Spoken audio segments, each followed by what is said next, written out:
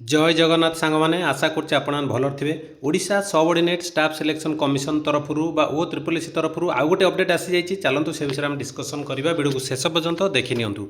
तो देखो ये जो नोटिस रही 2 मार्च 2026 आसी नोटिस यह दर्शा जाइए कि RI ICD supervisor VAW junior assistant ARI amino SFS जिते पोस्ट आसीला ता सहित आउ किछि पोस्ट मिसी जाइछि। तो बर्तमान कटअप तो आम जाना केते कौन जीव कौन पाई ना जेहेतु पोस्ट थिला बर्तमान पोस्ट मिसिकी बढ़ी आसी पोस्ट केते पोस्ट मिसी देखु। तो टोटाल पोस्ट केते हो देखो द वैकेंसी आरआई रही 246 पोस्ट टोटाली आरआई केते अच्छी 246 VAW 1856 हो जाइए जूनियर आसिस्टेंट 1239 तापर से भाई आपण मानकर ARI रो626 अमीन रो 517 एमती करके बहुत टोटाली 512 पोस्ट टोटाली पड़ी आसी। ओके तो आम आउ गोटे PDF को जी लिखिदे से तो आप जापर केते कौन जाइए से वीडियो रे।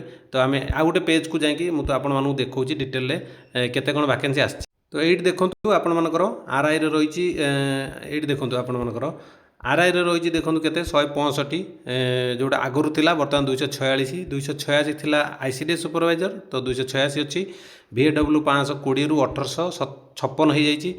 तो से भाई जूनियर असिस्टेंट आप 1237 रु 1239 तो VAW टा सब अधिक हो जाइए। तो ARI रो 422 रु 626 हो जाइए अमीन रो 378 रु 517 हो जाइए SFS रो 242 रु 242 अच्छी। तो एमती टोटाली थिला 3250 वैकेंसी बर्तमान 512 वैकेंसी ता सहित फॉरेस्ट गार्ड अच्छी ता सहित फॉरेस्टर अच्छी ता सहित एक्साइज कांस्टेबल अच्छी।